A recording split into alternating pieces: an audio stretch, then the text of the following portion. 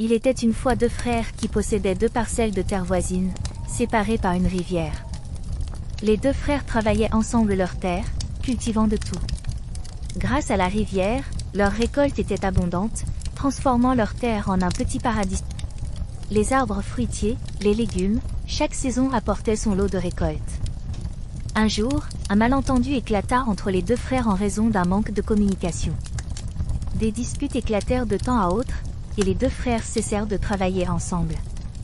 Chacun d'eux cultiva sa parcelle seule, et la distance entre eux grandit. Une grande dispute éclata finalement, et les deux frères ne se parlèrent plus. Le frère aîné oublia qu'il était le plus mature et aurait dû prendre un peu sur lui. Le plus jeune oublia de respecter son frère aîné, et la distance entre eux s'agrandit. Un jour, une dispute majeure éclata, et les deux frères ne se réconcilièrent plus. Le frère aîné, oubliant sa maturité, demanda à un maçon de construire un grand mur entre eux. Même si une rivière les séparait, il ne voulait plus croiser le regard de son frère, même à distance. Le maçon, étonné de ce changement radical, demanda au frère aîné pourquoi il voulait un mur. Le frère aîné expliqua qu'il avait été manqué de respect et insulté par son frère, et il voulait un mur pour éviter tout contact. Il fournit au maçon tout le nécessaire pour construire le mur et partit en ville pour un certain temps. Le maçon, curieux de cette colère, se rendit chez le frère cadet. Après avoir entendu toute l'histoire, le maçon commença son travail. Un mois plus tard, lorsque le frère aîné revint de la ville, il fut étonné de trouver un pont au lieu du mur, reliant les deux parcelles de terre. Son frère accourut vers lui en criant « Merci, mon frère, tu es vraiment un grand frère génial. Tu ne t'es pas fâché contre moi malgré tout ce que j'ai fait et dit.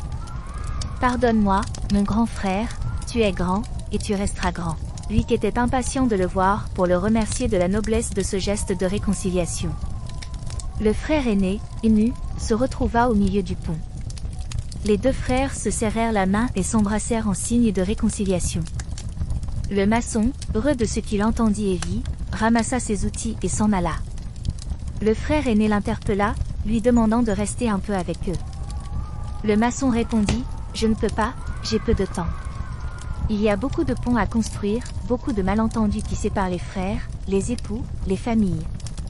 Je dois agir avant que ceux qui construisent des murs n'arrivent et qu'il soit trop tard. La vie nous laisse le choix d'être celui qui construit des ponts, qui noue des liens, plutôt que d'être celui qui érige des murs, séparant les gens et déchirant les familles.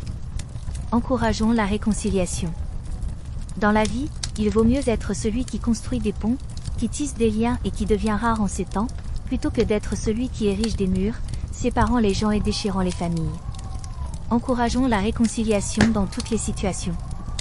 Lorsque des malentendus surviennent, faisons preuve de compréhension et de patience.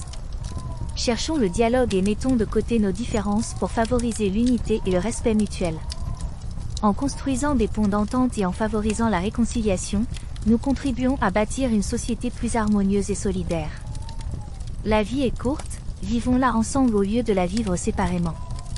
Quelle leçon avez-vous tiré de cette histoire? N'hésitez pas à laisser un commentaire pour le partager. Merci de votre attention.